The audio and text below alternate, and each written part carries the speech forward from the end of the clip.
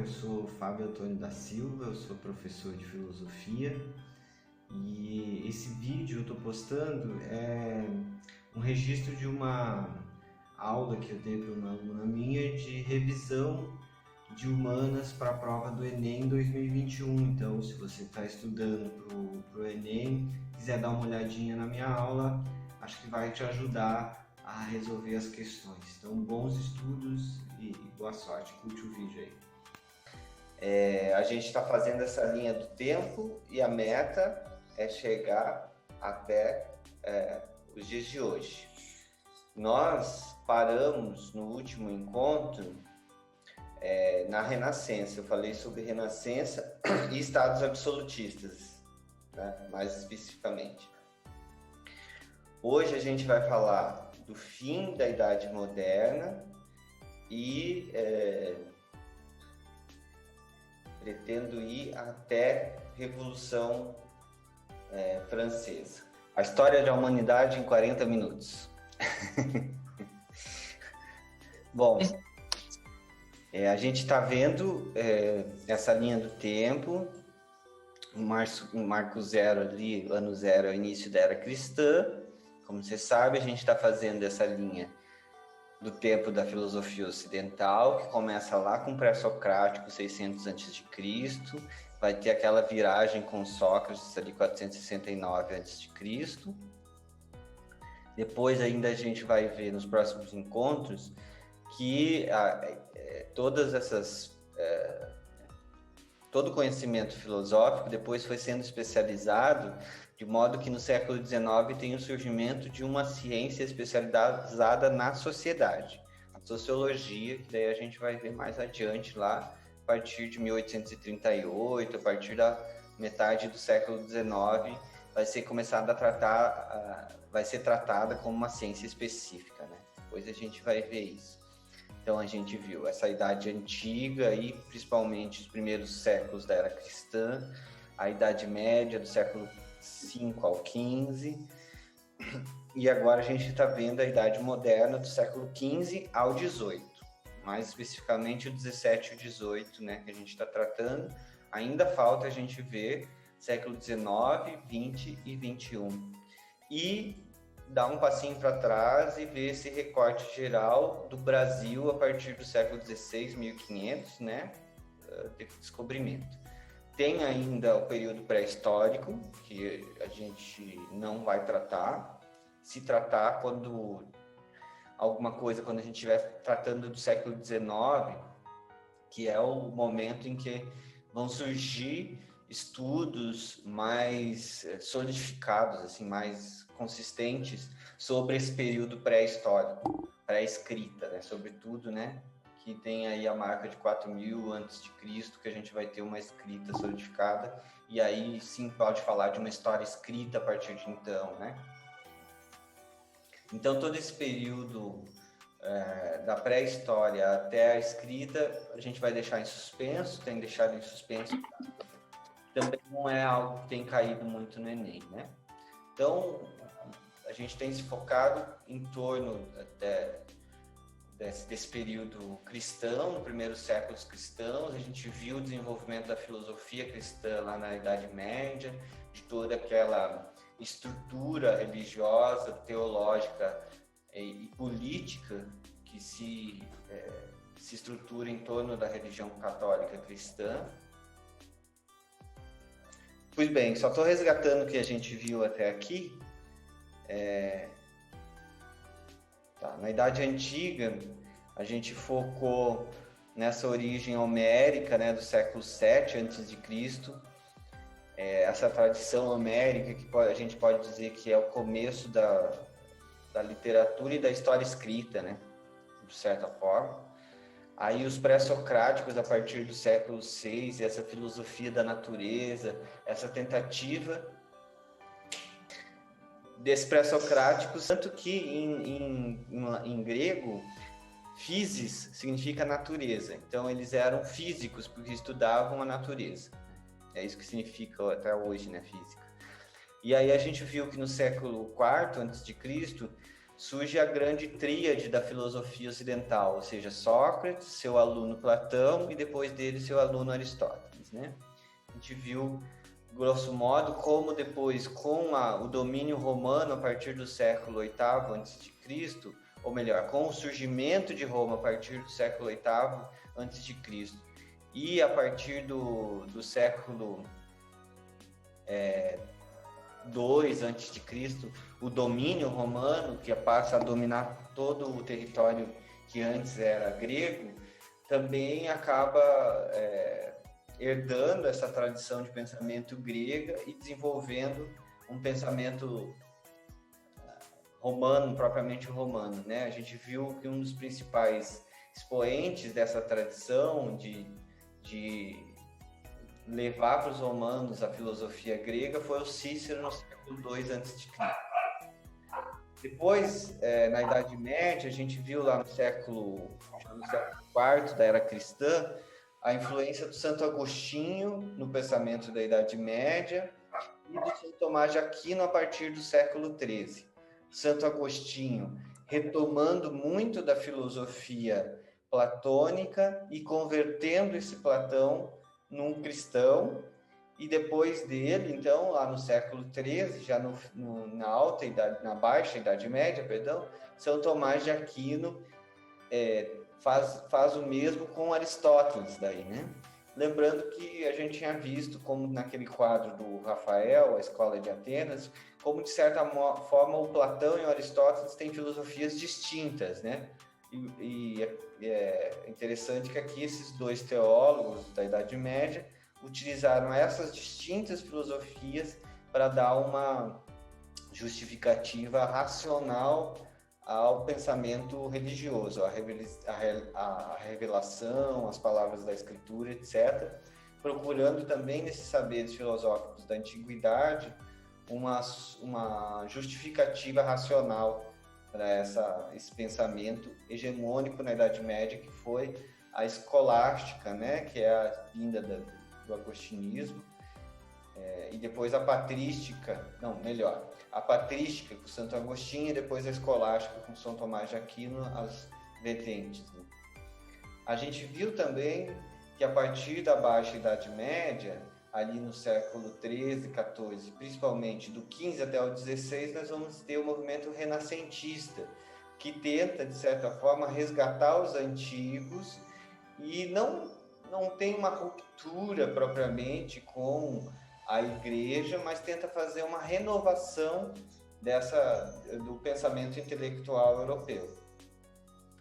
É o período que vai coincidir com o período das grandes navegações, ali dos séculos XV até o XVII, que é o período da descoberta do Novo Mundo, do desenvolvimento do período colonial, das colônias. Então, vai além do desenvolvimento na própria Europa e os conflitos intelectuais, políticos, sociais que se desenvolvem na própria Europa, as questões em torno das grandes navegações vão dar também um subsídio para esse pensamento novo nesse começo da Idade Moderna e da Renascença, como a gente viu. No século XVI, a gente vai ter também a Reforma Protestante, que vai ser a primeira cisão desse grande bloco, né? Ou a segunda, se a gente lembrar que aí a igreja estava dividida entre ocidental e oriental, como a gente tem até hoje a Igreja Católica Apostólica Romana e a Igreja Católica Ortodoxa, né? Mas um grande cisma do século XVI que abalou principalmente o poder da Igreja na Idade Média foi a Reforma Protestante de Lutero, seguido por Calvino e outros líderes protestantes, que acabam criando novas cepas religiosas cristãs, mas separadas da autoridade da Igreja Católica, né? Se a gente quiser lembrar algumas questões que foram postas em xeque por esses reformistas, é a questão da venda do perdão, né, dos pecados que a Igreja em troca de dinheiro, né, para a construção de igrejas e etc. Em alguma medida, até a gente pode dizer que o dinheiro foi usado até para obras de caridades, no caso da tradição hospitalar, né, das grandes missões tentadas da reconquista da Terra Santa, etc. Uma das formas que a Igreja Católica tinha de conseguir dinheiro para isso era vender utensílios que teriam objetos que viriam da Terra Santa e que seriam objetos santos, aquela mito do Santo Graal, etc. É tudo desse período, né? E os reformadores questionavam muito isso, né? Primeiro, a autoridade do sacerdote, que na Igreja Católica tradicional se punha como mediador entre as palavras da Bíblia, a Escritura, e o povo, que sempre estava em latim, e quem sabia latim eram os clérigos, né? E aí, com a Reforma Protestante, começa essa ruptura também, a tradução das Bíblias para o alemão, para o italiano, para as línguas do povo, em que o próprio povo começa a ler a Bíblia e não precisar da interpretação de sacerdotes, etc, etc. Tem uma série de questões envolvendo a Reforma Protestante, mas, grosso modo, né, tem essas motivações, né? Pois bem, esse século XV, então um século antes aí das reformas protestantes, é o século das grandes navegações, e a gente viu que dos autores importantes, principalmente para o Enem, que cai muita questão sobre ele, é o Maquiavel, que ficou conhecidíssimo por, de certa forma, reformar a forma de pensar a política, e muitos dizem que é o primeiro cientista político, que em vez de pensar as coisas como deveriam ser, ele analisava as relações de poder como realmente são, e não ficava romantizando. Ou a principal crítica de Maquiavel a Platão é isso, que, por exemplo, na República de Platão imagina o governo perfeito, né? Ele fala, não, isso é besteira, isso é coisa de quem vai escrever ficção. Quando você vai tratar de política, você tem que lidar as coisas como elas de fato são. E a metáfora das navegações serve para Maquiavel para ele dizer, eu sou como os navegadores que estão indo por mares nunca antes navegados, né? Fazer filosofia política do jeito que ele fazia nunca tinha sido feito. De certa forma, ele tinha razão, né? É assim que começa o príncipe do Maquiavel, se colocando como um grande navegador, como um dos navegadores, né? Que está indo por mares nunca antes navegados, essa história. Pois bem, a gente já viu um pouco do Maquiavel, viu algumas questões que caíram sobre ele no Enem. Depois da Renascença, o grande movimento que marca a modernidade, a Renascença, então, pensando ali século XV e XVI, vai ser o Iluminismo lá no século XVIII. E depois a gente vai fazer uma parada para voltar até o século XVI e entender como é que o Brasil entra nessa história ocidental como um todo, mas hoje a gente vai ver um pouco, eu vou falar um pouquinho dessa construção intelectual do século XVII e XVIII. Então, lá no século XVI e XVII, a gente tem no XVI o Francis Bacon, um inglês que vai ser muito influente para esse pensamento inglês do século XVII. O Thomas Hobbes, do próprio século XVII, que também vai ser um empirista, e daí a gente já vai ver o que isso vai significar, né? Que vai criar uma tradição anglo-saxã, ou seja, lá da Inglaterra, do país de Gales e da Escócia, daquela região do mundo, de pensar a filosofia de um ponto de vista mais prático, e é lá que vai se desenvolver o empirismo. No fim do 18, tem uma figura muito importante para a difusão dessas ideias, que vai ser o Isaac Newton e a nova física que ele vai desenvolver. Mas antes do Newton, lá no fim do 17, uma das ideias hegemônicas também no período eram as ideias que eram chamadas de racionalistas, com o francês René Descartes, né?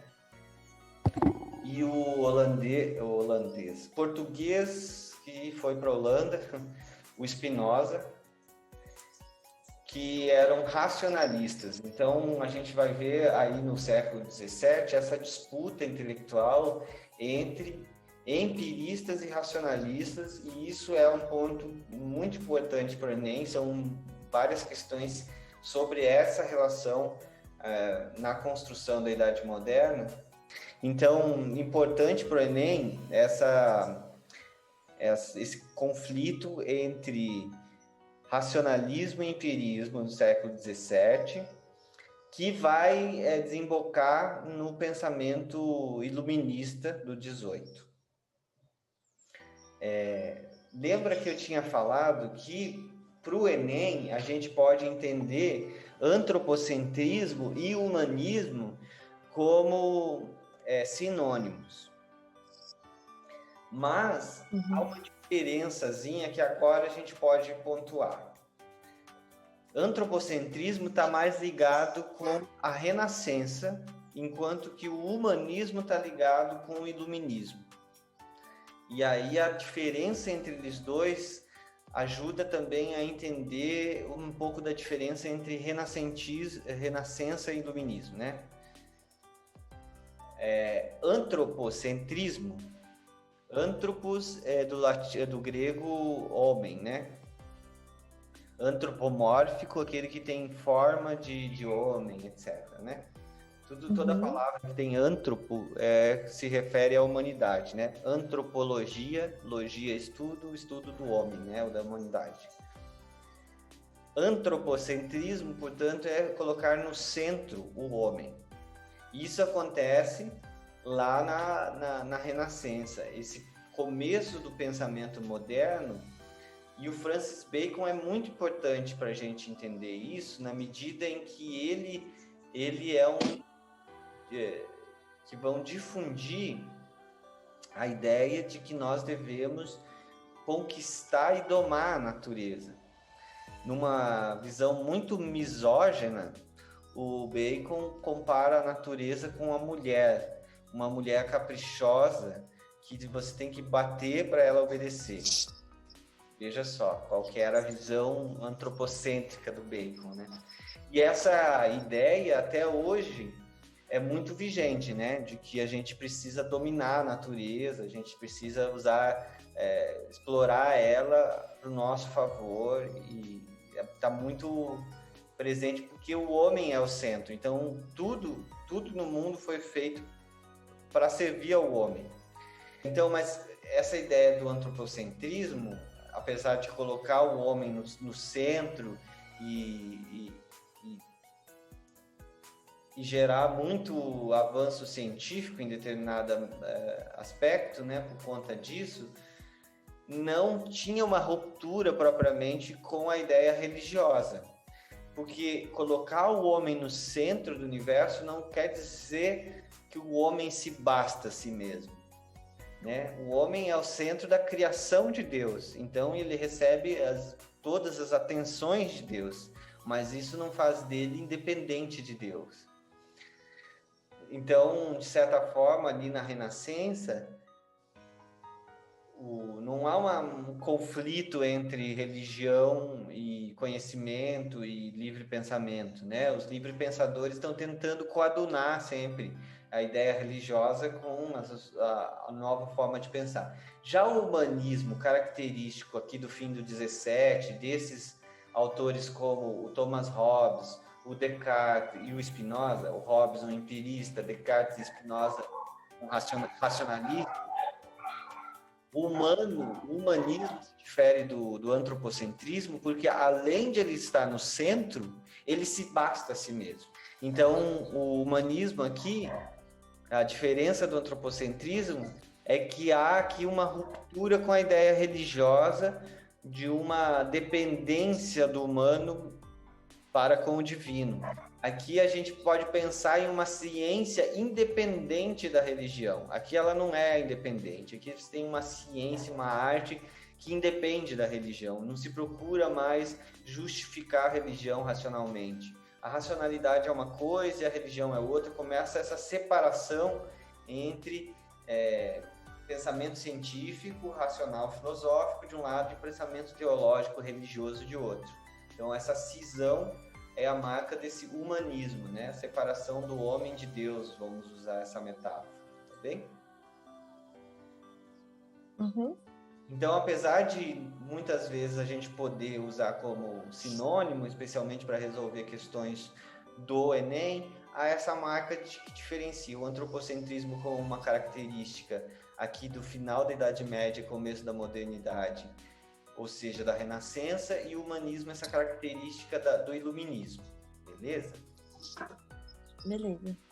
Então, eu falei já sobre a questão política e as percepções políticas, de como no século XVII está sendo construída uma nova forma de justificar o Estado.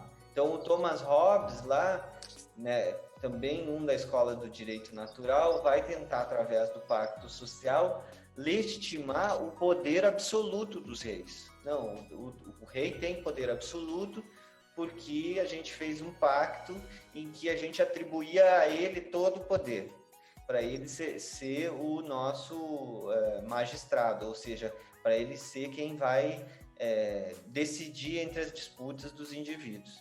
Porque caso a gente não tenha esse ser soberano que apazigue os conflitos ou resolva os conflitos, a gente vai viver num estado de guerra de todos contra todos, dizia o Hobbes, que para ele é o estado de natureza.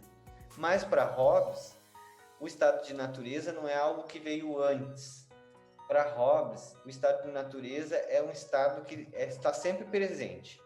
Basta o homem romper o contrato social, ou seja, a gente acaba com o Estado, não tem autoridade do Estado, e a gente volta para o estado de natureza, que é esse estado onde cada um vai defender o seu como pode.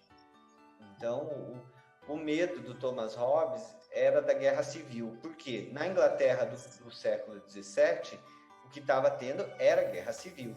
E ele estava com muito medo da guerra civil. Então, de certa forma, a teoria filosófica dele reflete também um pouco das preocupações históricas sociais que ele vivia, né?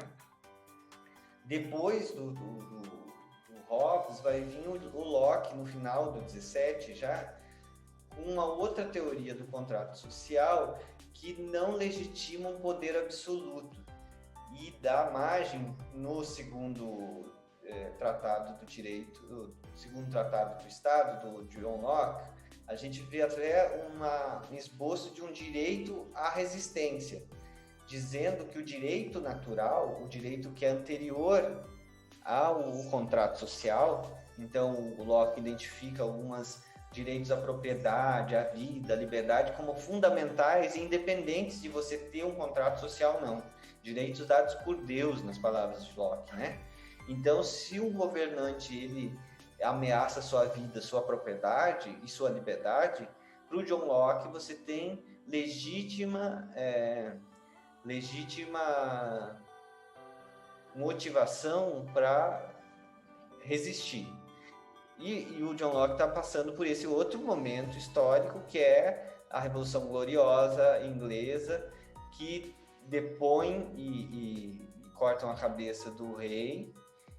O Cromwell toma o poder e tenta instituir uma república, mas acaba voltando a monarquia, que daí sim se torna aquela monarquia como a gente conhece até hoje, uma monarquia que é balanceada pelo parlamento. Hoje a gente conhece na Inglaterra a rainha mais como uma figura decorativa, digamos assim, né? Quem toma as decisões políticas é o parlamento, e a figura do primeiro-ministro é muito mais decisiva do que a do rei. Então isso explica também por que na Inglaterra não teve nenhuma revolução que desembocou numa república como na França ou como nos Estados Unidos, que era a colônia da Inglaterra, né? A Inglaterra conseguiu se manter uma monarquia porque ela mudou as características. Ela deixou de ser uma monarquia absolutista antes das outras monarquias europeias. Pois bem, esses pensadores ingleses, o Thomas Hobbes e o John Locke, além desse pensamento filosófico-político, eles tinham um pensamento filosófico da epistemologia, ou seja, da teoria do conhecimento. A teoria do conhecimento deles era comum, que era o empirismo. Essa tradição que eu disse que é inglesa, né, que começa lá com Francis Bacon no século XV e vai se desenvolvendo, e o John Locke vai ser o principal expoente dessa tradição no final do 17. E o John Locke é tido também como um dos primeiros pensadores propriamente iluminista. Então ele vai influenciar muito os franceses. Então os Bacon e o Hobbes não vão ser textos muito lidos pelos franceses, né? Mas o Locke, sim, vai fazer bastante sucesso. Uma das ideias do empirismo inglês era de que não existem ideias inatas, como queriam os racionalistas, como o Descartes e o Spinoza. Ideias como a matemática já está na nossa mente, ou as verdades matemáticas já estão dadas, a gente já nasce com elas, certas verdades a gente já nasce com elas. Para os empiristas, por isso aquela história de nós somos um papel em branco, uma tábula rasa, né? Nós nascemos um papel em branco. Todo conhecimento se deriva da experiência. Então, quando eu abro o olho, nasço e abro o olho, todas aquelas percepções visuais que meu olho vai captando vão se tornando ideias na minha mente que estava em branco, mas vão sendo impressas na minha mente, e a relação dessas ideias simples vão gerando ideias complexas, e como o cérebro humano é muito mais complexo do que qualquer animal, nós conseguimos ter essa complexidade de pensar até mesmo como seria a nossa vida após a morte, pensar se nós temos alma ou não, pensar se existe um Deus criador, todas as questões que fogem à própria empiria, mas que, segundo essa tradição empírica, nós só temos acesso graças aos nossos sentidos. Nada é nos dado de antemão, são os nossos sentidos que nos dão a possibilidade de chegar a essas ideias complexas. Então, ser empirista e querer descobrir as verdades científicas através da experiência, fazendo essas experiências através de sentidos, dos seus sentidos, né, usando os sentidos para fazer ciência, não é nessa medida também negar a religião, né? Porque esses empiristas do John Locke, o Hobbes, eram todos cristãos religiosos e acreditavam que através da ciência empírica era possível até mesmo você vislumbrar a perfeição da criação de Deus. Então não havia nenhum conflito religioso aí para esses autores especificamente. Então esse iluminismo aí que vai nascer no século XVIII é muito influenciado por esse pensamento inglês, sobretudo. Mas o iluminismo propriamente, ele vai ter um desenvolvimento continental, como eles dizem, que é no continente europeu propriamente. Lembrando que a Inglaterra é uma espécie de ilha, né? Apartada ali da Europa. Ali no continente, o núcleo intelectual era Paris, né? Nesse período.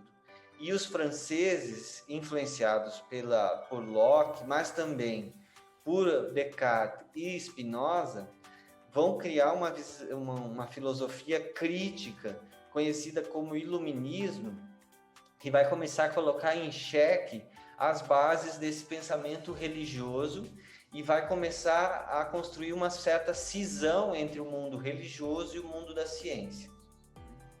Então, esse século XVIII vai ser o século em que esse conflito entre empirismo, essa palavra que deriva aí da experiência, né? Que é também essa epistemologia, essa teoria do conhecimento, da qual tudo vem dos sentidos, e que tudo deve ser justificado pelo sentido, se contradiz com o racionalismo que pensava que nós temos verdades inatas, como, por exemplo, a do Descartes, que dizia que, a primeira verdade evidente que eu tenho é que penso, logo existo.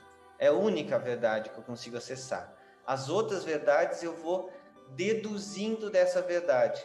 Então, nomes do empirismo como Bacon, Locke, Hobbes e depois o Hume no século XVIII, David Hume, vão pensar o contrário dos racionalistas, dizendo, não, nós não temos uma verdade dada, e daí nós derivamos outras verdades dessa, de uma forma dedutiva.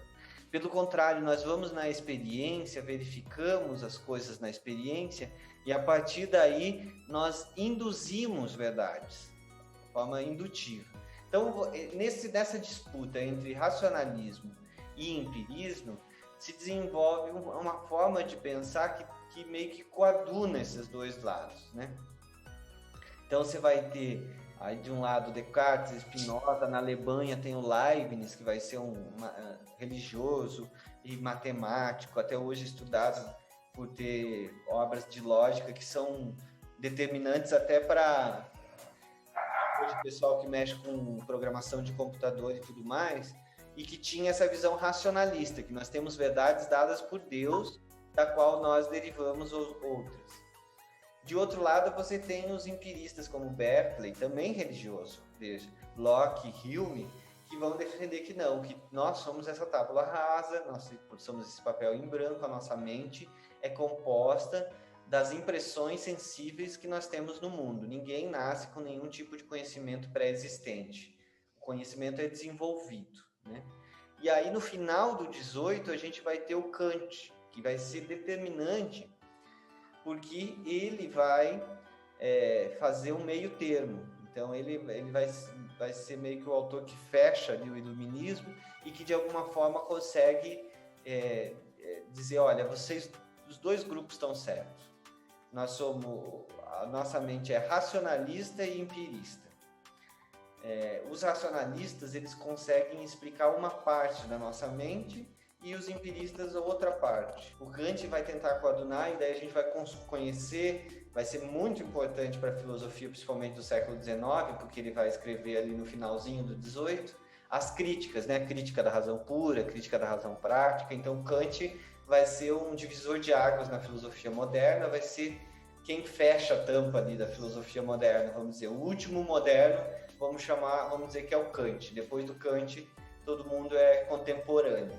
Antes do Kant são os modernos, né? E daí o Kant vai, de certa forma, mudar. Então, eu vou tentar resumir muito brevemente o pensamento do Kant de um jeito bem pílula, assim, 1 minutinho para a gente encerrar, porque não vai dar tempo nem de falar da Revolução Francesa. Mas esse é o pensamento, essa disputa epistemológica e tal, que está de fundo, vai gerar um monte de conflito político, né? Porque vai desestabilizar o que estava dado pela religião. Mas, do ponto de vista da teoria do conhecimento, os racionalistas diziam, ó, eu tenho um objeto, se eu tenho um objeto, esse objeto, ele na minha mão aqui, eu vou imagina que eu estou com um copo na minha mão, eu olho esse objeto, e todas as características desse objeto são dadas para mim por causa de uma estrutura pré-existente da minha mente.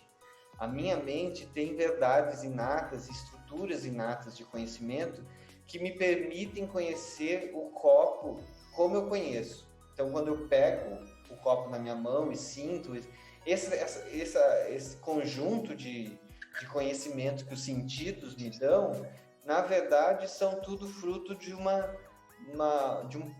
estrutura que já está na minha mente.